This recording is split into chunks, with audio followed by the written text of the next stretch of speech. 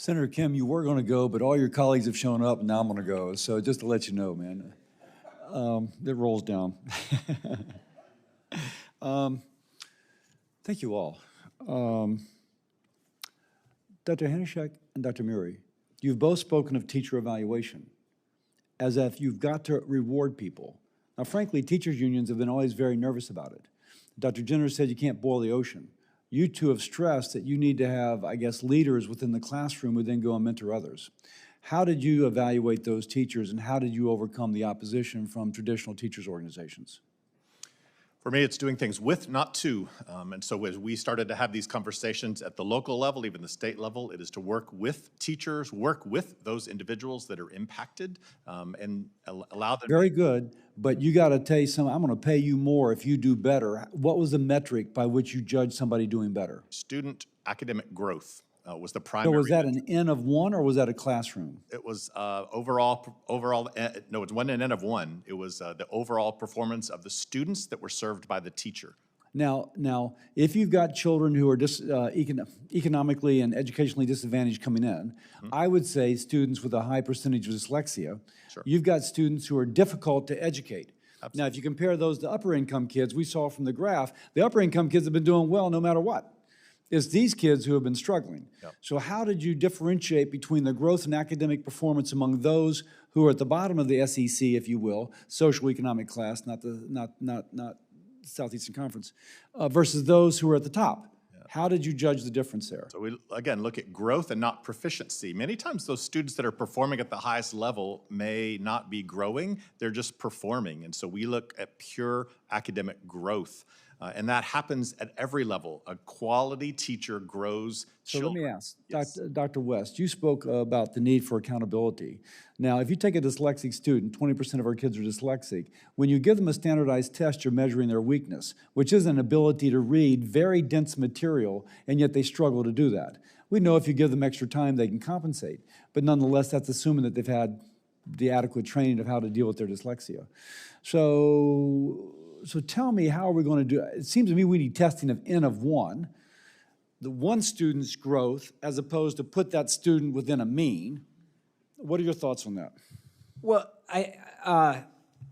so I think as we try to restore an emphasis on accountability in American education, we have to learn from the lessons of the past. And one of the lessons of the past was that No Child Left Behind was defined very much around the concept of proficiency.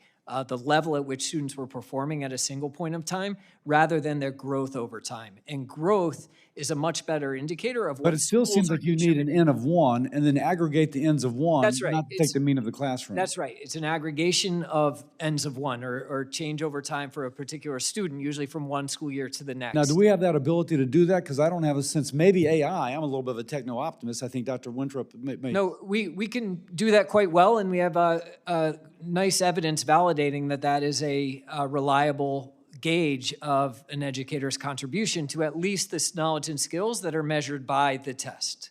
Now, that's not everything, as has been pointed out, but it's an important component of what teachers are contributing. If I could just add quickly, I've been a proponent of more test-based accountability for schools and for teachers. But if you look at, for example, Washington, D.C., that has been very successful at evaluating and paying and retaining teachers and getting higher achievement growth, only 20 or 25% of the teachers are evaluated on test scores. The remainder are evaluated by having trained evaluators come in and use a rubric to measure how well the teachers are doing, and that is adjusting for growth, but on an individual basis of a trained evaluator.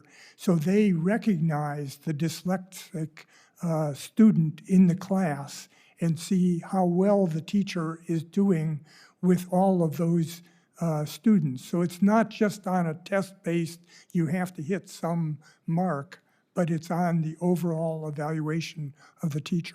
And going to that, Dr. West, my sense of, and I'm almost out of time, but the standardized testing, the teachers end up teaching to the test. And at some point when you have the test, it's kind of vacation time.